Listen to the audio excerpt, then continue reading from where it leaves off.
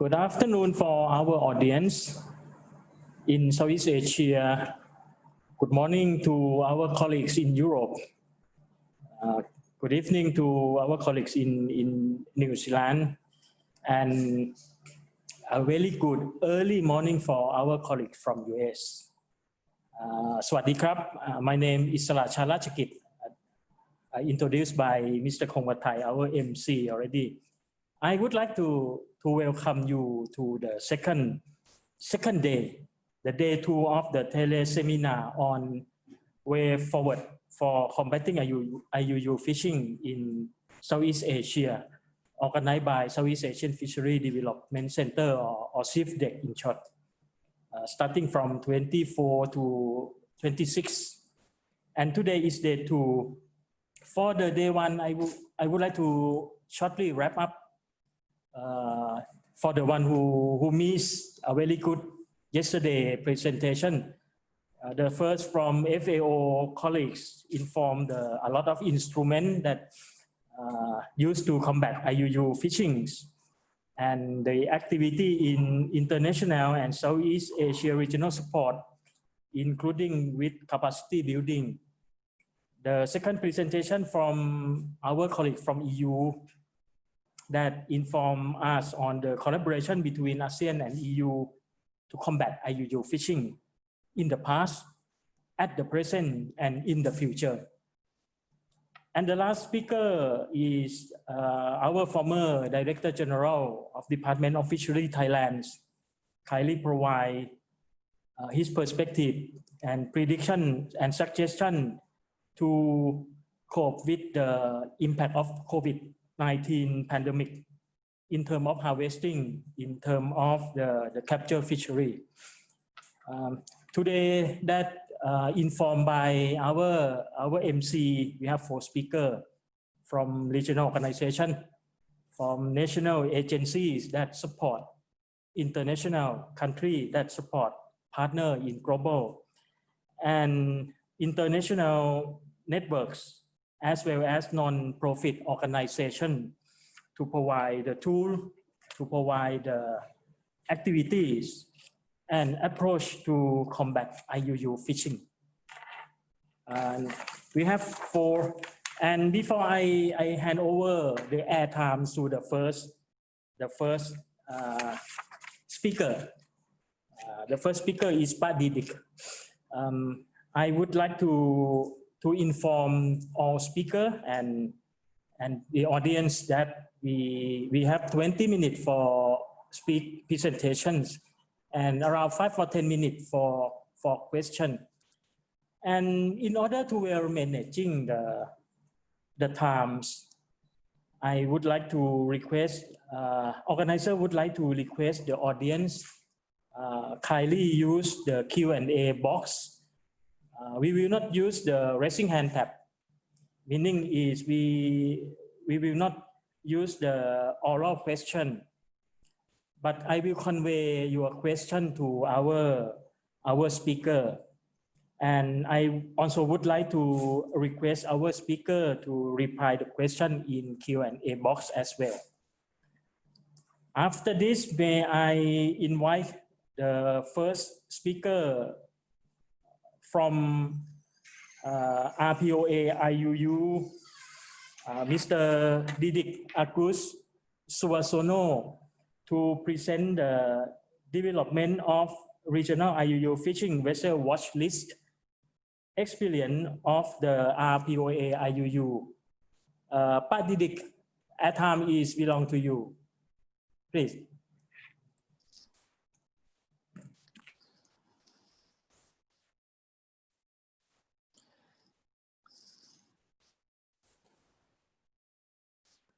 Okay, thank you very much, moderator. Good afternoon, everybody. Sorry, my speaking is clearly? Okay, thank you. Okay, my name is Didik Agus Suarsono. I'm one of the member of the regional secretariat of the RPOA-IUU. On behalf of the RPOA-IUU secretariat, we are very thankful for the invitation from SEAFDEC. RPOA-IUU is very happy to share our perspective on a regional initiative to combat IUU fishing including the development of our RPOA-IUU fishing vessel watch list. So let me show you the outline of my presentation. Just brief overview of the RPOA-IUU, because I know not most of you maybe don't know about RPOA-IUU. And the RPOA-IUU fishing vessel watch list so far, how this initiative is implemented, and some case study. I would like to discuss one of the interesting case study, how this watch list play the important role in combating IUU fishing, especially the case of the fishing vessel STS-50. And what is the future development, including the potential collaboration. So the RPOA-IUU was agreed on 4th of May 2007 in Bali by 11 ministers related to the fisheries, including Australia, Brunei Darussalam, Cambodia, Indonesia, Malaysia, PNG, Philippines, Singapore, Thailand, Timor-Leste, and Vietnam. And as a voluntary regional initiative, its participating countries have a role on the implementation as a part of the commitment in combating IUU fishing in the region. We have three focus areas of the RPOA-IUU, namely MCS sub-regional working group Gulf of Thailand, which consists of the Thailand, Cambodia, Malaysia, and Vietnam. We also have a sub-regional southern and eastern of South China Sea and Sulu Sulawesi, consists of Malaysia, Indonesia, Brunei Darussalam, and Philippines. And we also have sub-regional Arafura Timor Sea, consists of Australia, Indonesia, Papua New Guinea, and Timor-Leste. Its MCS sub-regional working group develop and implement focused action to promote responsible fishing practices and including take unnecessary action in combating IUU fishing. RPOA-IUU also supported by advisory body, including, of course, Asia Pacific Fisheries Commission or IFIC, and also SEAFDEC. Thank you very much for all the support, and World Fish Center and the InfoFish. So, our area of actions including RPOA-IUU promote responsible fishing practices, including prevent, deter, and eliminate IUU fishing. RPOA-IUU also support the participating country in ratification and acceptance and full implementation of the relevant regional and multilateral arrangement. This is a part of our way to improve the implementation of the regional and international instrument. RPOA-IUU also collaborate with the relevant regional organization to provide assistance in technical support and development the guidelines, capacity building, regional capacity building, sharing data and information on fisheries, and strengthen the network in the region. RPOA-IUU also improving the monitoring, control, and surveillance system, and also strengthen the enforcement network by data and information sharing on enforcement strategies. And this is the last one regarding the data sharing and monitoring of fishing vessel movement activity, including what I maybe explained more about the RPOA-IUU fishing vessel watch list.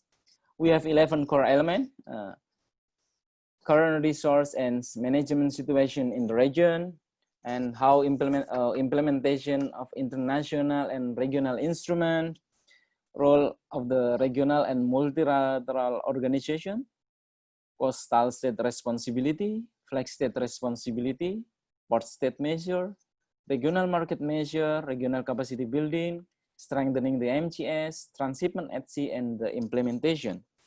To monitor and evaluate all the implementation of the 11 core elements, RPOA-IUU creates the annual work plan as an evaluation instrument. So Let me talk deeper regarding the RPOA-IUU fishing vessel watch list. In RPOA Coordination Committee meeting in 2011 in Cambodia, participating countries pay big attention on the issue of the IUU fishing vessel. It's maybe also operating in our region. The concern on this issue was discussed also in the Coordination Committee meeting in 2012, which was held in Singapore, and all the member countries really concerned to the importance of take necessary action regarding the IUU fishing vessel, either deny entry to the port or fully inspection. So basically, what has been developed by RPOA-IUU Watchlist is to assist the country in focusing effort to take action against IUU fishing vessel. And the watchlist itself is covers some issue regarding the definition of the IUU fishing vessel, the professional IUU fishing vessel list, including the standard of the information and the criteria of the professional IUU fishing vessel list, and also the mechanism for listing and delisting, and action taken by each RPOA participating country recorded to the annual coordination committee meeting.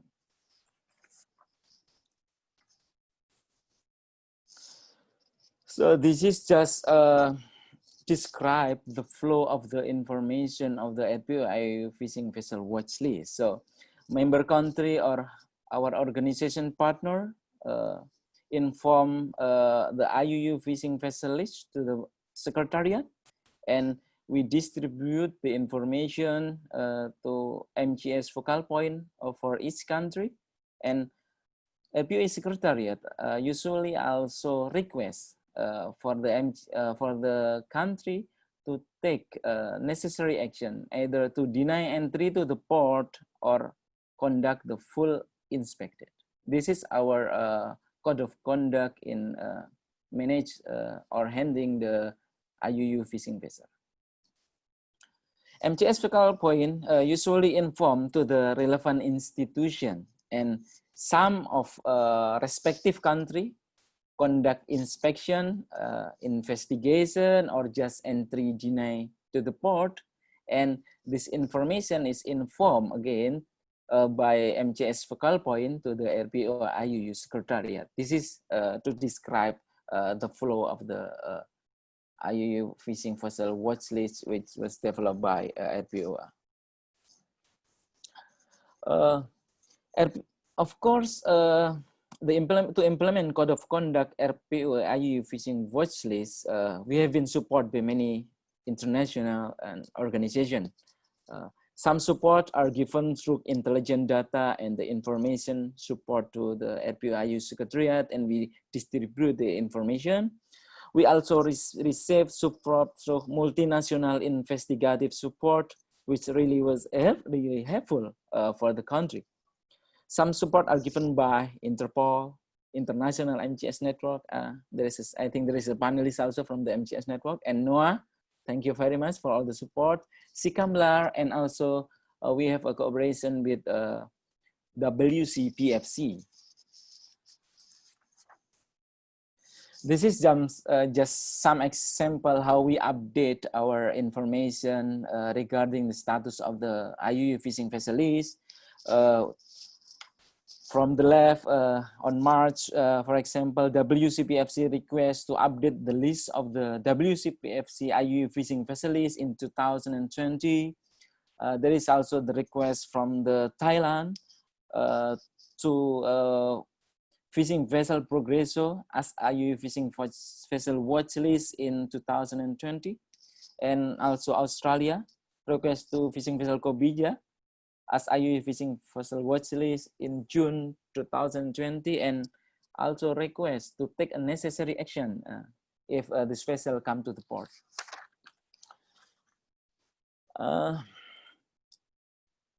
This is just updating in our website, so everybody can access by visit RPOA-IUU.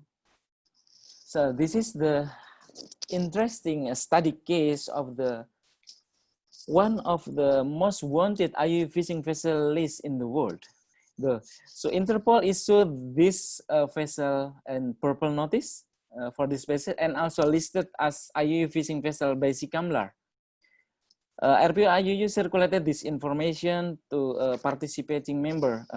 In April 2017, the first notification came from Australia. So Australia sent the information regarding this vessel. However, in 2017, this vessel couldn't detect it in our region. So, in April 2018, so we also accept the notification from Australia, and this is a very good information because they also provide intelligent information regarding the vessel, the history, the movement, and we also have a very clear information regarding the movement of the vessel, when it will be predicted come to our waters. And finally, this vessel arrested by Indonesian government on 6th of April 2018. Besides this vessel, we also have some study case that inform how RPOA-IUU member country take the action regarding the IUU fishing vessels. For example, fishing vessel Yihong 116, Yihong 106, Yatuna, Shinji-kyun, and you can see on the table, it has been detained in Port of Phuket by Thai government, and also Sea Breeze and STS-50. This lesson learned describe what's the importance of the regional cooperations among member countries to combat illegal fishing. And in terms of this study case, RPOA-IUU have, in our opinion, is very successful story to eliminate IUU fishing vessel come to our waters. Yeah, of course, the future of the RPOA-IUU, we are on the progress to improve our website. What has been done by RPOA-IUU so far, we usually communicate by email or by official letter, and we try to design our website as an interactive platform. So the MGS focal point can report also directly to our website. We also want to improve our communication or coordination, not only with RPOA member, but also with our partners, because we do believe that cooperation and coordination is very important in combating IUU fishing. And we also want to discuss potential collaboration with the partners. For example, it is we can discuss to collaborate with existing initiatives such as global record fishing vessel, or maybe regional fishing vessel record, which is also developed by SEAFDEC. I think it will be a great idea if we can match or integrate the system. Yes, finally, let me close my presentation with a very popular quote from the first director of FBI. The most effective weapon against crime in here, including IUU fishing, is cooperation. Thank you very much.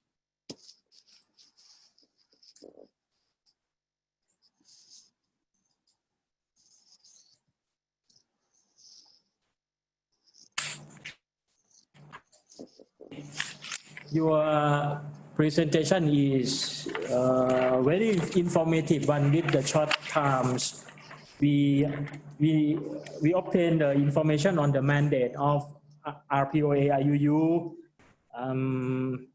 as well as the area of the working you separate in sub-region, in Southeast Asian region, as well as area of the action, the collaborative with the many agency and some agency stay here today after, Yes. after you present after you. That very excellent one.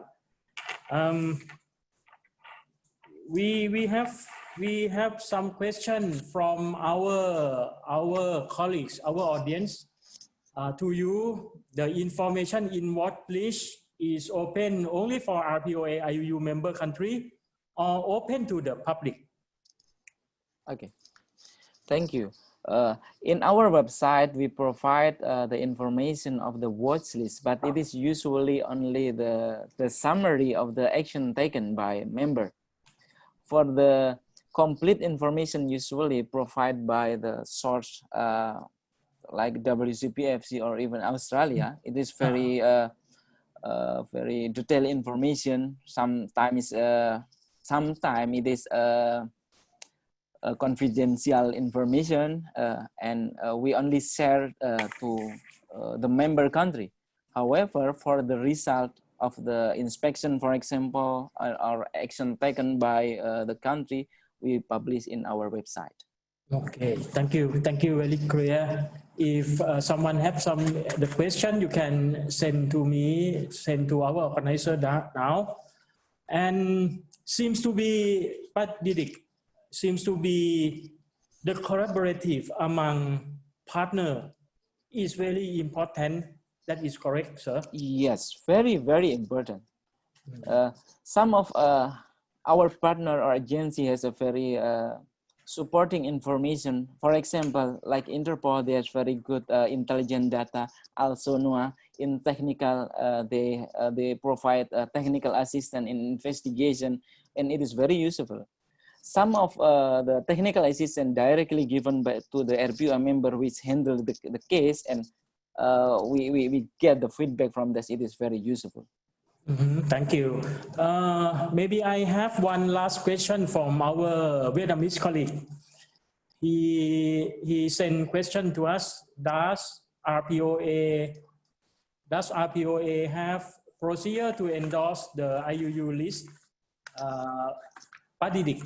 Yes, RPOA-IUU have a mechanism. So we have a mechanism for listing, delisting, and also professional IUU fishing vessels. And it has been agreed by all of the country in 2012. Okay. I have a very priority question from my boss, maybe.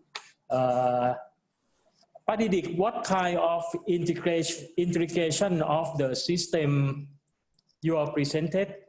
Global record, IFVR, and RPOA-IUU fishing watchlist. Yeah. Thank you very much. I'm very happy to explain what our intention regarding the integration system with the SEAFDEC. So, what have been done by RPOA so far is we publish and distribute the information of the IUU fishing vessel list, but we didn't build a database of the for example, in our region. We never use the database in the region. If some of the vessel conduct illegal or IUU fishing vessel in our region. So far, we only take an action for the IUU fishing vessel, mostly outside of our region. Okay, thank you. Right now the time is very constrained. I'm sorry for our colleagues that you can send question in the Q&A box, and later Arif will reply to you. But right now, I think we thank you, Didik. Thank you very much for your presentation for this afternoon.